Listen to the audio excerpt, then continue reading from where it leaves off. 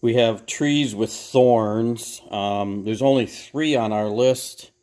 Um, Not super common, but again, the thorns are great characteristics because they're 365 days a year. So, of the three, and I apologize, these specimens are a little old. They've dried up on me, but I'll try and get some better ones later. The best of them to identify is the black locust. And if you look, they have two thorns at each node here. Pretty wicked little dudes, right? So those two thorns at each node. Now, that being said, any plants that have thorns, as they get older and become mature, a lot of times they don't produce thorns anymore. So, like, I had to find this branch special. It was a water sprout coming off of the main trunk that would have been juvenile tissue, so it had the thorns. But all the upper part of the tree did not. So that's always a problem. Other than that, for the black locust, again, these leaves are all fried up, but it's pinnately compound. Let me take a leaf off, right? So I have the petiole in my hand. My leaflets go down the rachis here. So it's pinnately compound, and it's the only one with the ones with thorns that do. Now, that being said, the original honey locust, which typically we only use ones now that are thornless, but the original honey locust does have thorns, and they are wicked. They'll be 2, 3, 4 inches long. They'll cover the trunk up and down. They'll be all over the branches. Those are seriously really wicked thorns. And they also have pinnately compound and bipinnately, if you go back to the two trees with bipinnately compound leaves. Whereas this one, they are just pinnately compound. The fruit on black locust is a small brown pod. I don't have any, but it's a brown pod. Looks a lot like a redbud fruit, actually, pod. Very, very similar. So that's black locust, robinia, pseudo-acacia. And again, pseudo means like. It looks like an acacia tree. If you've ever seen movies or videos of the giraffes out in Africa, they're eating up in trees. They're eating plant parts and whatever. And a lot of those are acacia trees. The beautiful ones out in the Serengeti Plain, those are acacia, and they do have thorns and they do have pods. So they're similar to them, but they're not actually acacia trees. So pseudo-acacia, robinia, pseudo-acacia, the black locust. We don't use it in landscape that much, but you find it growing wild in a lot of places, oftentimes in groves. Okay, the next one is hawthorn. So there's a lot of different kinds of hawthorns out there.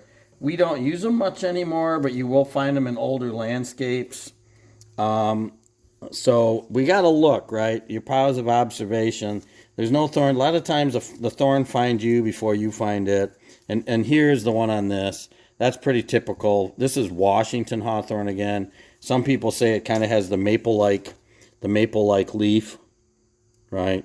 This is probably the most common one used is the Washington hawthorn. Again, as it gets older, you will not typically find thorns. I had to look to find this on an old Washington hawthorn. Again, hawthorns are tougher than nails. They'll grow almost anywhere. The flowers are pretty good. The fruit on some are spectacular. They're really nice, but super adaptable. Will grow most any place. Obviously, just have to be careful of the thorns. So this is Washington hawthorn. That's Crataegus phainopyrum. Again, there are lots of different hawthorns in the genus, but that's Crataegus phainopyrum, the Washington. I just happened to grab this one because we had one.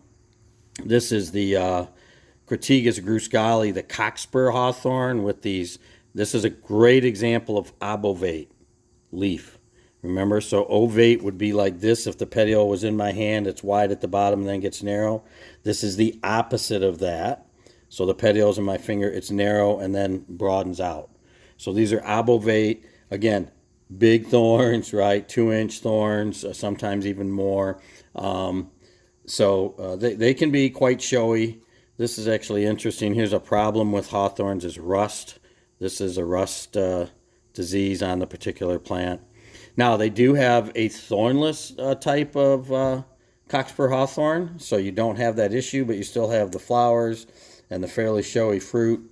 But some people confuse crab apples with hawthorns, especially when they're old and they don't have thorns.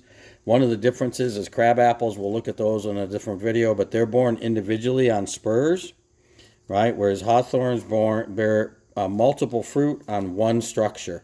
That's one structure coming from where the flower was, and I have multiple fruit on it. Crab apples, like I said, they have spurs where they have multiple leaves and multiple fruit born individually on those spurs. So a little bit different. But so those are the hawthorns.